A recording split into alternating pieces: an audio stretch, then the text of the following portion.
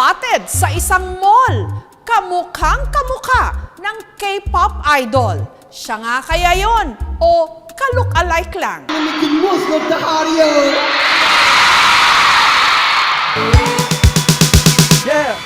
Ang BTS o Bangtan Sonyeondan na ang ibig sabihin, Bulletproof Boy Scouts, ang isa sa pinakasikat na boy band hindi lamang sa Korea ngayon kundi sa buong mundo. Sina RM, Jungkook, Suga, J-Hope, V, Jimin at Jin. Huli silang nag-concert dito sa Pilipinas noong 2017. Pero nagkagulo kamakailan ang mga ARMY o yung fans ng BTS nung nag-viral ang post na ito kung saan ang isang miyembro ng BTS na si Park Jimin parang nasa isang mall daw dito sa Pilipinas. Pero sino ba siya?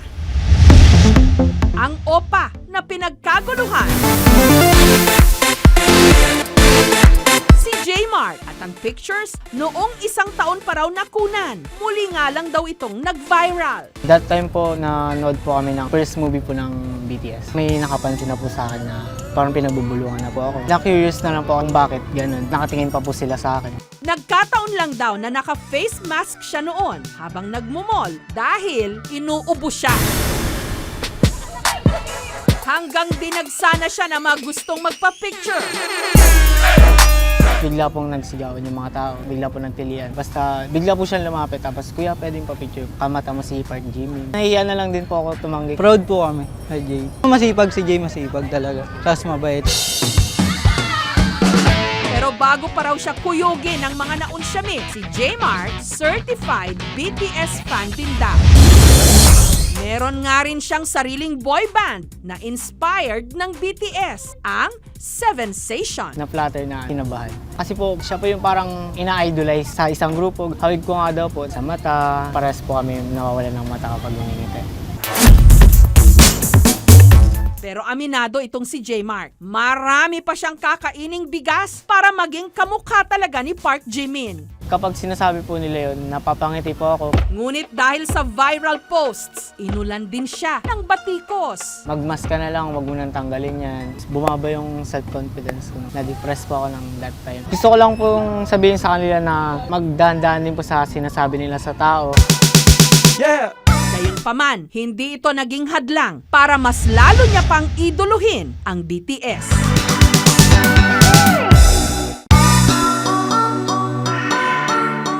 Si Sam naman na mula sa Naik sa Cavite, talaga raw malaopa ang arrive. Suki nga raw siya ng iba't ibang K-pop events. At ang kanyang idolo, si V ng BTS pa rin. Yun nga po yung isa sa mga signature na looks ni V. Yung eyes niya, very specific, very unique. Parang it's a big responsibility. Kasi po, syempre, idol mo yun. Tsaka ayaw mo na matarnish yung image nila. Sa dami ng kanyang mga sinalihang K-pop events, si Sam meron ng screen name, Sam Lee. As of now, meron na po akong 100,000+ followers sa Facebook. Nung nag-start na po sila mag-invite sa akin sa event, doon na po ako ma-attend as guest. Sobrang fulfilling po sa akin. Marami rin ang naiintriga kung meron ba siyang dugong Koreano. Pero paglilinaw ni Sam, purong Pinoy siya. Hindi rin daw siya nagparitoke. Nakakatawa na lang po. Minsan nakaka-apekto po, pero to be honest, wala pa po akong pinaparitoke para maging kamukha si V. Purely lang po talaga. Inaaral ko lang kung paano yung mga looks niya. Marami na nga ngayon ang gustong maging kamukha ng mga Korean superstar. At ang hindi makuha sa forma, idinadaan pa sa pagpaparitoke. Sa bansang itinuturing na plastic surgery capital ngayon sa buong mundo. Saan pa kundi sa Korea mismo. Hello guys! Hi!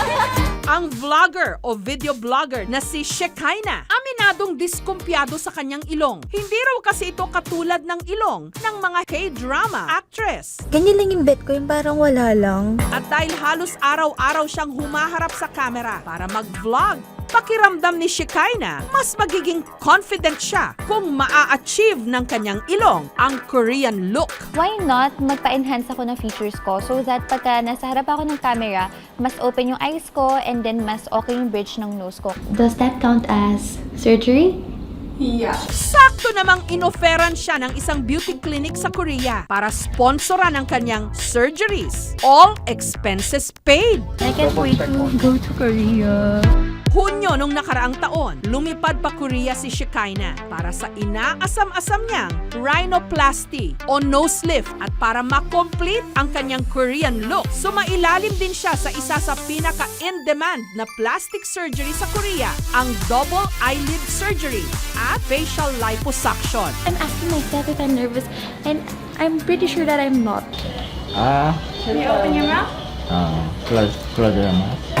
Pagkatapos nito, namaga ang mukha ni Shekinah. How do you feel?